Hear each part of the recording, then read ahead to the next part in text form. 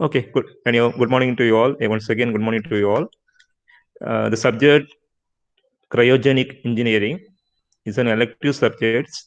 The subject code is 15 AS418E. This cryogenic engineering is an elective course in the last semester we are offering. So the first unit fully deals with introduction to this cryogenic system and cryogenic engineering and these cryogenic applications. So mostly deals with the properties of these cryogenic fluids, what we are using in various applications. And the overall view of the subjects covers with the importance of the cryogenic system, on application of the system, safety in the handling the system, and then as well as I told earlier, there's the properties of the fluids what we are using in these applications, along with the storage as well as the piping system of this entire application areas. So start with the cryogenic engineering. The first unit is, as it was said earlier, it is the introduction part. The introduction part deals with the introduction to what is mean by what is cryogenics and the chronological development of the cryogenics and the important definitions of temperature and the different temperature scales and the TS diagram of cryogenic fluid. What are the fluids we are using? There will be some TS diagram for this, like that fluid also. The last one covered or last topic covered with the properties of the few cryogens as per our syllabus. So that is the overall view or outline of this today's lecture. So start with the first topic. What is cryogenics? So Kryo, cryo. From the word cryo, it means very cold or frost. Then the word genics gives to produce. So cryogenics nothing but from these two words, cryo, very cold, and genics, to produce, we can able to say cryogenic is the science and art of producing very cold. So coming to the cryogenic fluid, the science and art of producing very cold fluids, which can be used for various application, is known as cryogenic fluid. So the science and cryogenic fluid preparation or generation. So science and art of producing very cold is nothing but cryogenics. So that is the abbreviation of this, or what is the meaning of the word cryogenics. Cryo means very cold, frost. Genics means to produce. So cryogenics is nothing but the science and art of producing very cold. Then development, the chronological development of this cryogenic engineering or cryogenics, simply cryogenics. So in the year 1877, the collected and picket liquefied oxygen. As I said earlier, that low temperature or cool down liquid we been able to generate from the gases. So for generating the liquefied gases or fluids, so we have to we have to liquefy the gases. So this the first process that made by the collected and Pittet in the year 1877, he started with liquefying the oxygen gases to make a liquid oxygen. After that, in the year 1879, the Linde, one scientist known as Linde AG, he came from the German, he founded the system, founded the Linde Esmission AG. That is the second development. After that, in the year 1892, they were developed a vacuum insulated vessel for storing these cryogenic fluids. As I said earlier, you are supposed to storage the cryogen. The major difference between these storable propellant or fuel or liquids as compared to these cryogenics is very important problem is storage. So we need to maintain them to in liquid state at very extreme lower temperature. So normally cryogenic fluids are nothing but the fluids are in extreme lower temperature to maintain them in liquid state. So they are known as cryogenics. For that, we are supposed to have a storage facility to store these fluids. So they were developed this system of vacuum insulated vessels for storing this cryogenic fluid in the year 1892. Then the year 1895, Ons established a Leiden laboratory for developing or researching these cryogenic systems or cryogenics. And one more scientist known as Clada, he established liquid and developed air liquefaction system. So the air contains various gases. So once we liquefy the air liquefaction tends to give the cool down or very low temperature fluid. So that is the thing established by a scientist known as Clad in the year 1902. Then again in the year 1908, again the once liquefied helium, and after that he discovered the superconductivity of this fluid, cryogenic fluids. So the cryogenic fluid is having thermal property, mechanical properties, as well as physical and electrical properties also. So this scientist once discovered the superconductivity in the year 1911.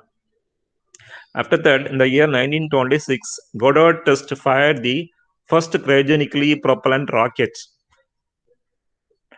Okay, Goddard is a scientist. He also discovered he is more on he discovered more on the rocket part. So this he started with liquid propellant rocket system. He is the first one started with the liquid propellant rocket. He only established or he only developed the liquid propellant rocket system. That's the first one as the first scientist Goddard. So he developed the cryogenically propelled rocket by using this fluid. After that, in the 1934, Kapitsa designed the first turbo expansion engine. He's the one designing a turbo expansion engine using this cryogenic fluid. As you know, this the cycle of operation of this cryogenic fluid have the expander cycle. So we will discuss the cycle of operation of these people, Linde, Clad, and Kapitsa in the forthcoming units. So after that, 1952. The Cryogen laboratory was established in USA, America, by a National Institute of Standards and Technology, NIST, NIST. The development of the dilution refrigerator taken place in the year 1966. And after that, 1975, as I said earlier, discussed on the topic called as electrical properties of the fluid, so cryogenic fluid. So the superconducting transition temperature of 23 Kelvin was achieved or recorded in the year 1975. And 4 Kelvin, very low temperature, 4 Kelvin cryocooler, that was developed by Matsubara in the year 1994. This is a cryocooler is meant for cooling the cryogenic fluid. So we'll discuss this about a brief about the different types of cryocoolers in the forthcoming unit. So these are all the chronological development of the cryogenics or cryogenic systems or cryogenic engineering. So coming to this part of introduction, as I already discussed, cryogenics is nothing but is a science and technology to create a low temperature cold or low temperature cold or a very cold system. So it is associated with generation of the temperature below the range of 123 Kelvin. So whenever the fluid below 123 Kelvin, we can able to achieve the cool down liquid state. We can able to maintain the propellant or fluid in liquid state. So that is known as cryogenics. So here we have one tabular column. The tabular column covers the range of temperature from 0 to 300 Kelvin. As you know, 300 Kelvin is the atmospheric temperature.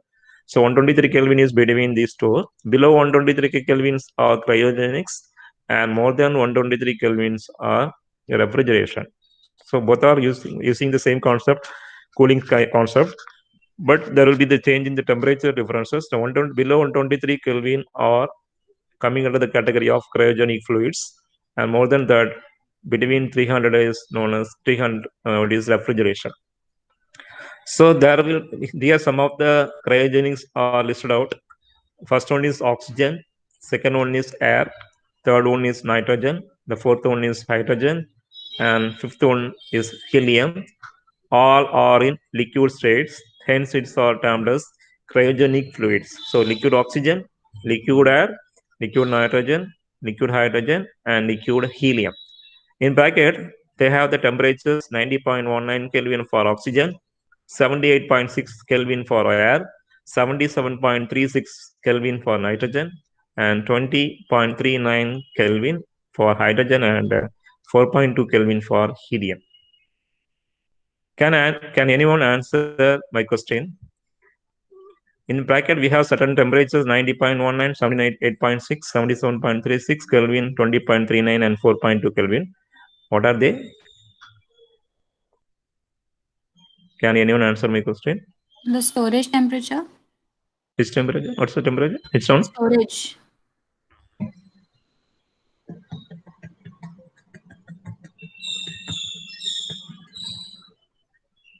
anyone? Okay, that's why I told you earlier we should have some basic chemistry knowledge, chemistry also for this to understand these subjects. So these are all the temperature. Normal boiling temperature is a normal boiling point of this oxygen, liquid oxygen, oxygen, air, and nitrogen and hydrogen. So normal boiling points. Okay. So next green colored shaded area shows refrigeration. There again we have R134A, R12, R22, and propane and ethane. The temperatures given are in bracket. For R134A refrigerant, 246.8 Kelvin, R12 refrigerant, 243.3 Kelvin, R22 refrigerant, 223 Kelvin, propane, 231 Kelvin of boiling point, and ethane is having 184 Kelvin of boiling point of ethane. So these are all the about the comparison of cryogenics and refrigerations. And again, I have to ask some question related to this refrigeration. There we have R134A, R12, and R22. So again, I want to ask you R134A.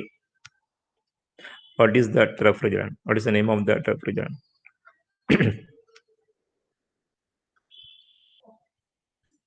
R134A. What is the name of the refrigerant? Can anyone answer my question? Yes or no? Yes or no? I need to answer yes or no. Can anyone answer or not? No, sir. No. Okay. Not. Okay. So first one is R134A. So the refrigerant is nothing but tetrafluoroethane. Tetrafluoroethane. So four fluorine in the ethane compound is known as tetrafluoroethane. That is the first refrigerant. Second one is R12. It is R12 freon. It's also a refrigerant. Okay, it is dichloro-difluoromethane. And R22 again is a freon. It is a chloro-difluoromethane.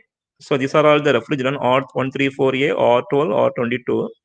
So here we are going to discuss more on cryogenics, not on refrigeration. But again, refrigeration is a part. It is also a kind of part coming under this category. So we got to know all this refrigerant also. So that's why we are comparing both cryogenics and refrigeration here. So R134A is, so you may expect MCQ kind of question in examination and all. R134A refrigerant is nothing but tetrafluoroethane. R12 is dichloro-difluoromethane, and R22 is chloro-difluoromethane. Okay, so next slide is the very basic temperature. As all of you are aware, temperature in Kelvin, Celsius, and Rankine and Fahrenheit. Since we are discussing this cryogenics with low temperature applications, that's why we want to make use of this temperature conversion scaling. Temperature scale is important for this subject. So coming to, as you know, Kelvin is given, first column is given with Kelvin K in 0 to 73.15, 373.15. Some example is given. If it is Celsius, it's minus 273.15. Next one is 0 degree Celsius and 100 degree Celsius. K is not degree Kelvin, it is Kelvin.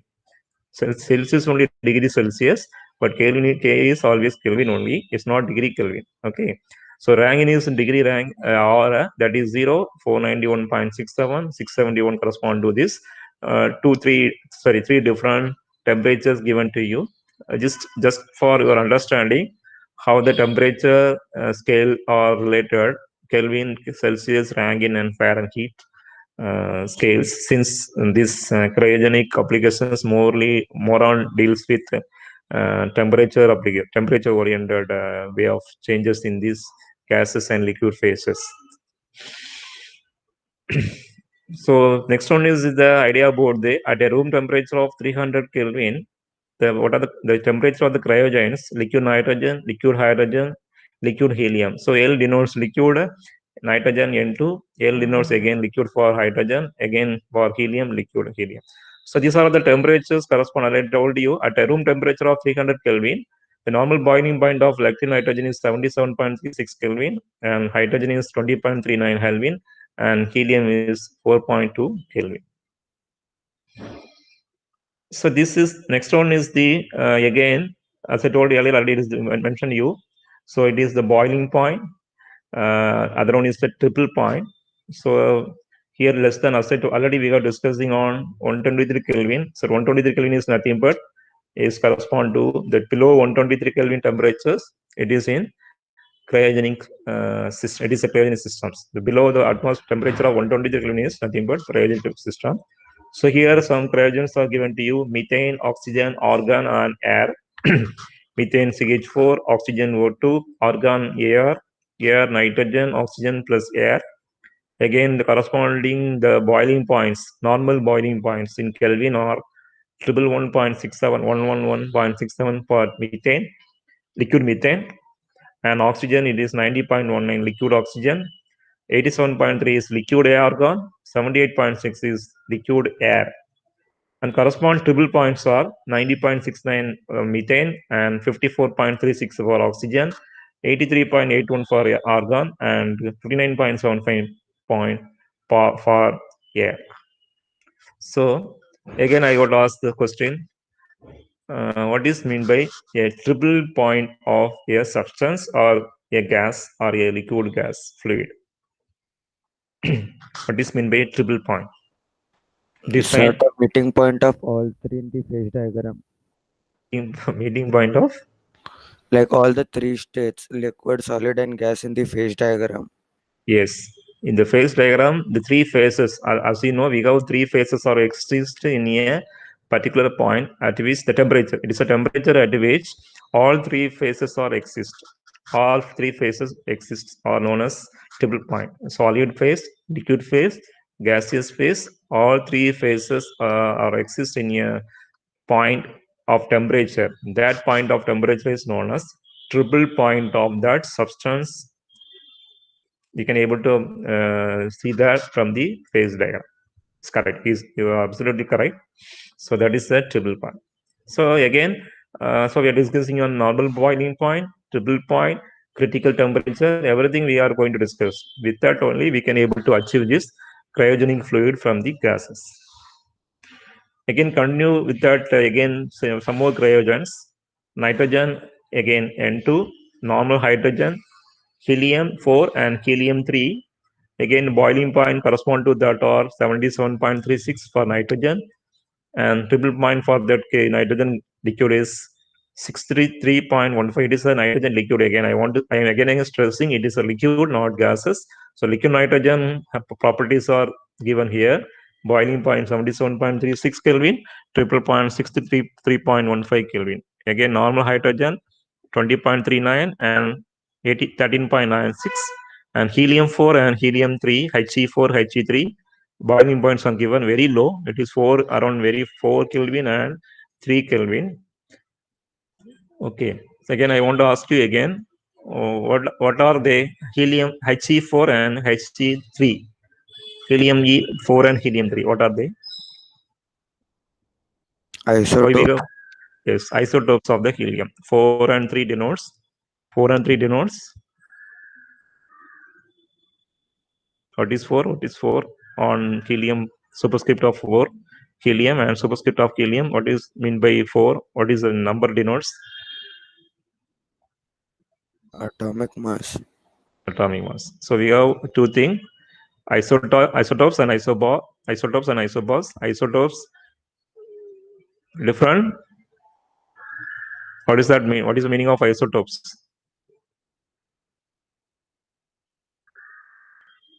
What is the meaning of this physics again? What is the base meaning of? Different number of protons plus neutrons. Hmm. So different atomic mass and same Atomic number. yes atomic number is correct. Okay, so just recalling you the physics, chemistry, and all. Then only you can able to understand the subject properly. Okay, helium, as everyone said, is correct only.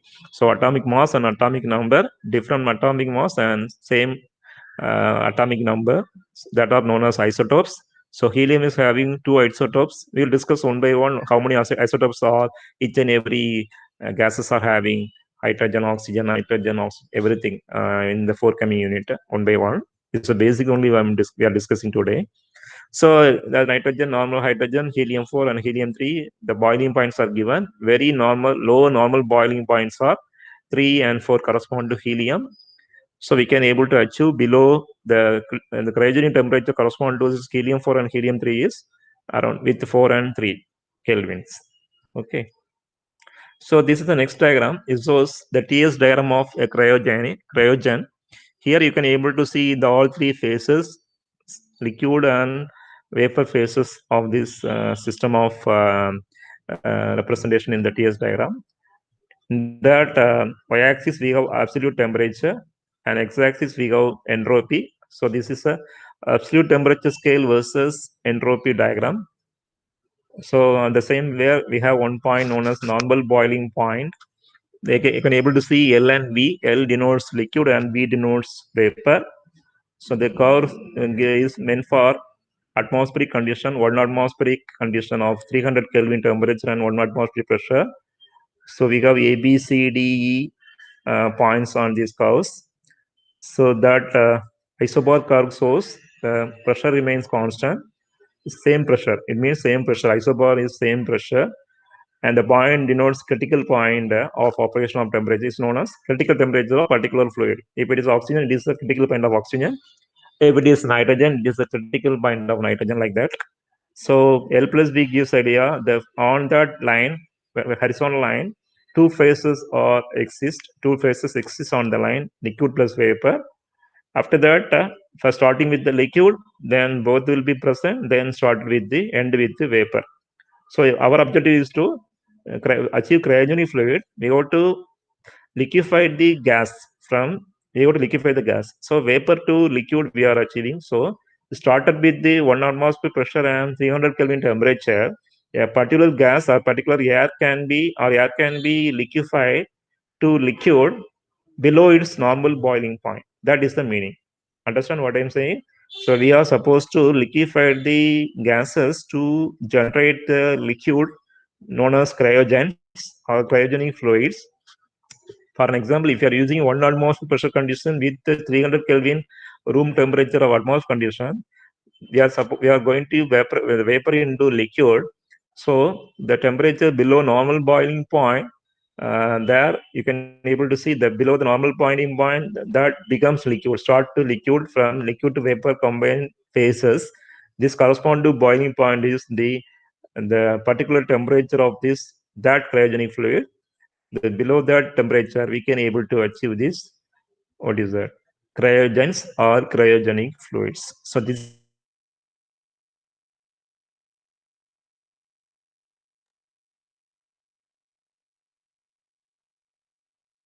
fluids from a gas gas nitrogen with this system of TS diagram. If it is, we start with the vapor or gases and that particular pressure operation, isobar pressure operation condition, it will be cooled down, it will be liquefied, condensation, and it will be liquefied to become a liquid below the normal boiling point. So this is the idea behind this generation of this TS diagram shows the actual normal boiling point of the cryogenic fluid, and which is generated from the gases. So last slide is discussing on the properties comparison of few cryogens, what we are using in our various applications, like liquid oxygen, liquid air, liquid nitrogen, liquid hydrogen, and liquid helium. These are the properties given: normal boiling point, critical point, density and latent heats correspond to the 1 atmospheric condition of the saturated liquid line. So you can able to see this line known as saturated vapor line and saturated liquid line. So we have two lines, saturated vapor and saturated liquid line. So with respect to the point, we can able to compare the properties of these all cryogens: oxygen, air, nitrogen, hydrogen, and helium. So already we discussed in the previous slides. Same thing only again put it as a comparison table here. One more additional data is given here is critical pressure correspond to this ordinary atmospheric conditions.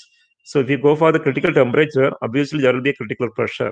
So with respect to the critical temperature, the pressure correspond to this liquid helium 4 is in megapascal is 0.229 megapascal, and for liquid hydrogen it is 1.315 megapascal, and for liquid nitrogen it is 3.39 megapascal, and for liquid nitrogen is 3.92 megapascal, and for liquid oxygen it is 5.08 megapascal. These are all the critical pressures correspond to this cryogen, liquid cryogen. Similarly, density of the liquid cryogen is also given here in kilogram per meter cube. Again, 124.8 for helium, and 70.79 for the liquid hydrogen, and at not 7.3 kilogram per meter cube for liquid nitrogen, and 874 for liquid air, and 1141 kilogram per meter cube for oxygen. The last one is last row gives the idea about the latent heat correspond to these cryogens in kilojoules per kilogram. For oxygen, it is 213, and for liquefied air or liquid air, it is 205. For liquid nitrogen, it is 199.3, and for hydrogen, it is 443, and for helium, it is 20.9 kilojoules per kilogram. So these are all the properties corresponds to the some few cryogens what we are going to discuss more on this subject, like hydrogen, nitrogen, helium, and oxygen. So I want to tell you, as per the syllabus or as per the most applicable or most used cryogens, that only in our we are going to discuss in our unit syllabus. They are liquid oxygen, liquid hydrogen, liquid nitrogen, and liquid helium. Okay, so these are all the properties, mechanical as well as physical properties. Sorry, not physical, as well as the thermal properties correspond to these cryogens. So this So we'll is wait. leading to vaporization, right? Yeah, let them get up vaporization. Yes, it's correct. So let them get up vaporization of the gases. From there only we are going to, we have sensible heat and we have latent heat. Two things are there, Total heat is given by the adding of these two heat, sensible heat and latent heat. So latent heat is, here it is latent heat of vaporization. That's correct. Okay, these are all about the introduction part of the lecture one we covered till today. So next lecture will continue with the individual properties. Properties correspond to the individual cryogenic fluid like hydrogen, oxygen, helium, and nitrogen. We are going to discuss one by one and their properties and the special features of these cryogenic fluids. What we are using, we are going to discuss that thing. We are going to discuss in the next lecture. Uh, okay.